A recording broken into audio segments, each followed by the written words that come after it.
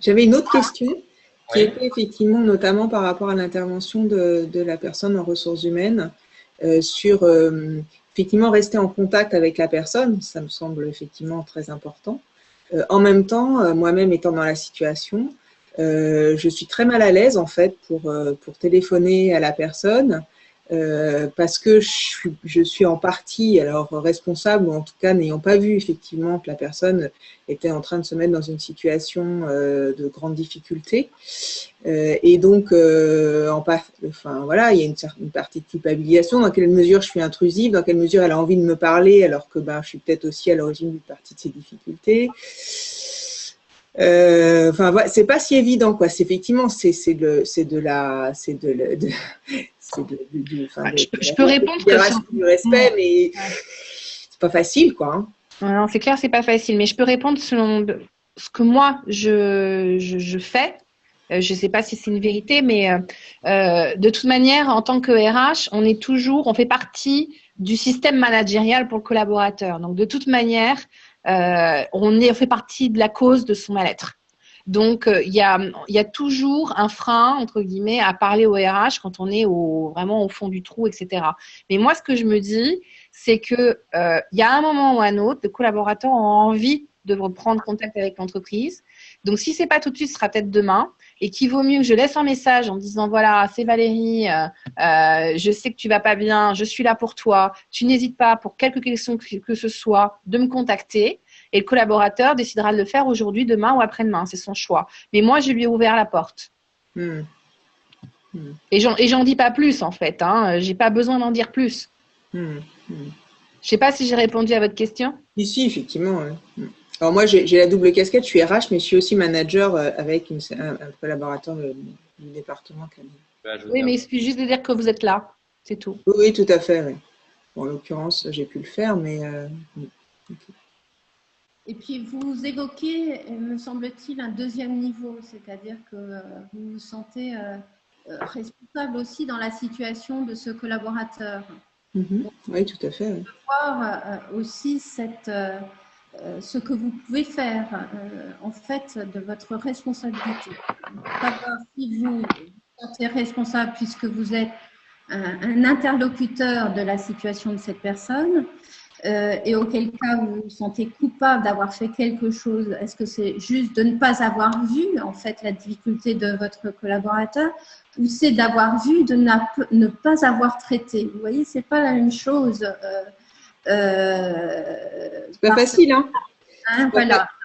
Ça, c'est pas facile parce qu'avec le recul, on réanalyse et on se dit ah mais oui, il y a quand même eu ces signaux-là, mais je les ai pas perçus, ou alors j'ai peut-être pas voulu non plus parce que c'était peut-être c'est une difficulté à laquelle ça a été peut-être plus facile de se dire bon, ça va passer ou c'est pas facile. Enfin, voilà, donc vous voyez, c'est effectivement, vous dites a posteriori, finalement, vous remémorisez votre situation en essayant de voir dans quelle mesure vous avez une responsabilité dans cette situation-là. Ce qui est sûr, c'est que ce qui a été passé ne peut pas être modifiable. Par contre, ce qui peut se modifier, c'est ce que vous allez faire à partir de maintenant. C'est clair. Ah bah, c'est sûr que je réagirais plus de la même façon que… Enfin, j'ai compris des modes de fonctionnement de cette personne et je pense que je serais plus en alerte sur un certain nombre d'aspects.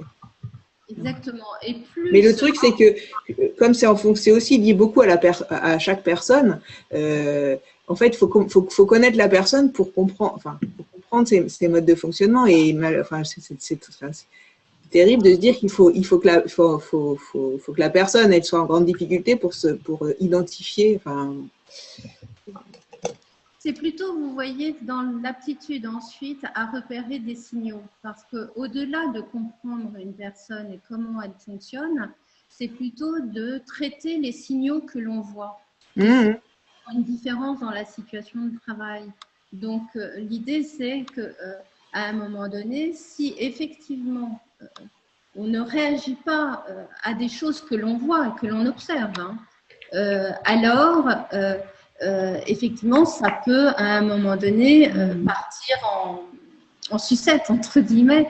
Mais c'est ça que vous pourrez modifier. Ce n'est pas tellement la compréhension de la personne. Vous voyez, je ne sais pas si au fur et à mesure vous pouvez comprendre comment une personne fonctionne, mais c'est surtout au travers de ce qui se passe dans l'interaction avec une personne. Alors, je propose, si vous voulez bien, en fait, parce que là, le hasard fait qu'il y a une personne qui est en train de parler exactement de cette problématique, vue de l'autre côté.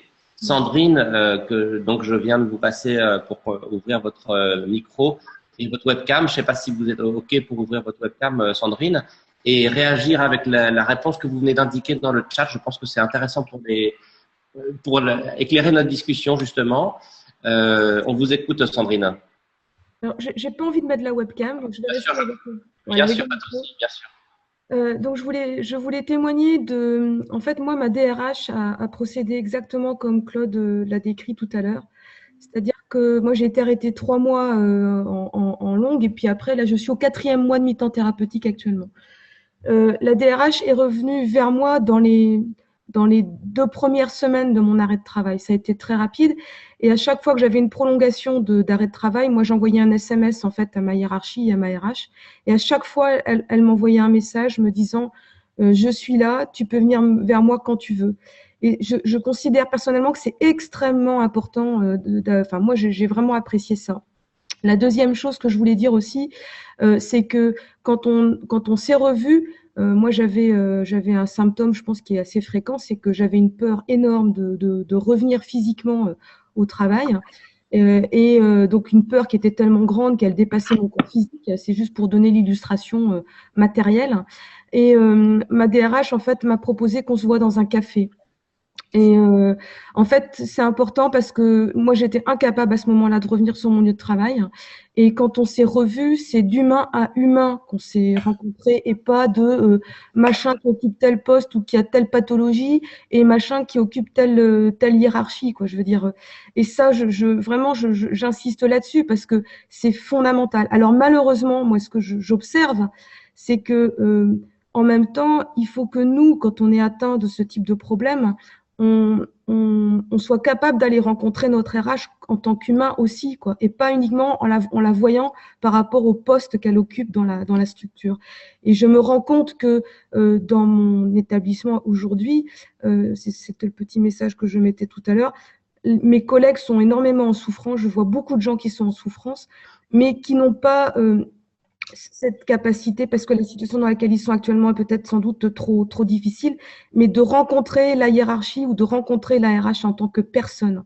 Et voilà, donc je voulais juste témoigner de ça. Oui, bonjour Sandrine. Merci. Bonjour Claude. Merci pour votre témoignage et je profite de votre témoignage pour, je voulais faire une petite remarque sur le burn-out et souvent ce qu'on entend par post-burn-out, parce qu'il me semble que souvent il y a une confusion qui est faite entre le moment de l'effondrement qu'on a l'habitude d'appeler le burn-out et le processus du burn-out qui va au-delà finalement de ce moment d'effondrement. Ce qui amène d'ailleurs certaines personnes à pouvoir dire qu'elles ont fait plusieurs burn-out ou effectivement quand la question du retour au travail se pose, comme vous l'évoquez Sandrine, souvent il y a une peur et plus qu'une peur, c'est-à-dire quelque chose d'assez effrayant qui se joue. Et donc effectivement ce moment du retour va être particulièrement clé. Parce que je pense que Olivier, on n'a pas fini, hein, on a des généralités, peut-être que j'espère qu'on va déployer, mais ce retour, vous voyez, est un moment très important parce qu'il va s'agir, si vous voulez, peut-être pour mieux partir, parce que comme le disait Valérie, souvent les gens à la suite d'un effondrement vont faire le choix de modifier leur trajectoire professionnelle, que ce soit pour changer de métier, soit changer d'entreprise. Et on va dire que finalement, l'enjeu, c'est surtout que la personne puisse en faire quelque chose et que l'entreprise puisse en faire aussi quelque chose et que ce soit l'occasion de modifier quelque chose dans l'interaction entre, on va dire, les exigences qui peuvent être en cause au sein de l'entreprise, que ce soit par le métier qui est très exigeant, on le voit chez les médecins par exemple à l'hôpital, que ce soit les exigences de l'organisation qui est en pleine transformation et qu'en même temps il faut maintenir des résultats, par exemple économiques, que ce soit une exigence qui soit liée à sa hiérarchie, qui elle-même est pressurisée aussi dans certains cas et qui est dans un affolement parfois par rapport aux responsabilités qui sont les siennes, que ce soit aussi celle de ses clients, que ce soit des patients à l'hôpital, que ce soit des clients dans les lieux de toute autre activité qui sont en cause, et puis évidemment ses propres exigences personnelles, parce que si le milieu a ses propres exigences qui sont effectivement souvent très fortes, évidemment tout le monde ne fait pas un burn-out, tout le monde ne va pas s'effondrer, et donc évidemment il y a les propres exigences d'une personne qui sont souvent liées au fait de s'interdire un type de risque. Alors un type de risque, ça va être de s'interdire une baisse de performance chez soi, ou une émotion. Ça peut être de s'interdire d'être en conflit avec un autre. Ça veut dire la liste serait variée. Mais donc, ce que je veux dire surtout, c'est que l'enjeu, ça va être justement, d'autant mieux s'il s'agit de changer, de pouvoir revenir, mais en procédant différemment, pour pouvoir ensuite être en capacité de choisir de son orientation, c'est-à-dire de pouvoir prendre le temps d'aller vite dans une modification. Et ça, c'est un point, il me semble, très important parce que, effectivement, du point de vue des RH qui sont présents et de l'organisation, c'est vrai que le retour du travail, on se demande quoi faire. Donc, quelquefois, on n'a pas de solution. Et donc, c'est soit la personne peut reprendre son travail, doit reprendre son travail, soit ça le fait, soit on cherche des solutions qui seraient des solutions de mobilité avec souvent une volonté rapide de ce retour et de cette, de cette cassure. Et donc, moi, je dirais, faisons en sorte d'introduire une convalescence, comme finalement, on peut admettre la convalescence de quelqu'un qui aurait eu un terrible accident de voiture, et que pour autant, on accompagne, après, on va dire, l'arrêt de travail, son retour en aménageant le poste, mais en aménageant le poste de manière flexible pour que la convalescence puisse se poursuivre et que les décisions puissent venir au Vous avez assisté au retour de notre fils qui venait de sa répétition de première communion qui va avoir lieu en Corse dimanche. Voilà, vous savez tout. Oui, Valérie. Je vais devoir vous quitter, c'est un peu abrupt, mais j'ai un rendez-vous là maintenant, donc je voulais vous profiter de cet intermède. Merci de ton témoignage, Valérie, c'était super. Merci à vous, merci de m'avoir invité encore, c'était très intéressant. Oui. Je voulais juste dire cette remarque de Sandrine que j'ai bien aimée.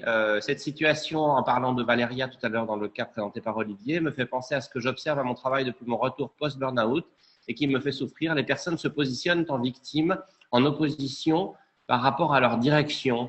Personnellement, je ne me positionne pas en victime car je suis convaincu que c'est la clé d'entrée pour un changement profond. Voilà, je sais pas, je trouve que cette notion justement de victime, qui est une des clés d'entrée très importantes dans les problématiques, notamment de burn-out, mais aussi de harcèlement d'ailleurs, je trouve cette remarque, Sandrine, très judicieuse. Donc, je ne sais pas si vous voulez ajouter quelque chose ou si Claude, tu veux réagir par rapport à cette notion-là. En fait, oui, finalement, tout le monde est victime. Alors, effectivement, il y a aussi les situations où on se retrouve en difficulté pour gérer les clients qui sont toujours les mêmes ou sa hiérarchie qui est exigeante.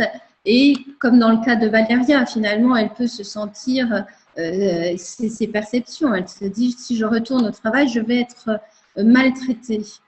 Et donc, il va falloir, vous voyez, revenir, non pas pour subir, mais les autres, on ne peut pas les changer. Donc, l'idée, c'est dans l'accompagnement, c'est de voir comment est-ce qu'on peut mieux se protéger avec quelqu'un. Car si on est dans une vision interactionnelle, si l'autre ne peut pas changer, en revanche, moi, je peux changer quelque chose qui peut avoir un effet, soit que je me protège mieux de ce manager, par exemple, qui ne manage pas bien, et qu'à travers cette façon de me relier à lui, par exemple, eh bien, j'arrive mieux à composer avec ces énormes défauts. Et donc ça, c'est aussi quelque chose, vous voyez, dans l'accompagnement qu'on va traiter pour que on puisse néanmoins faire quelque chose, même avec des situations où on pourrait dire que l'épuisement va être relié à une problématique relationnelle.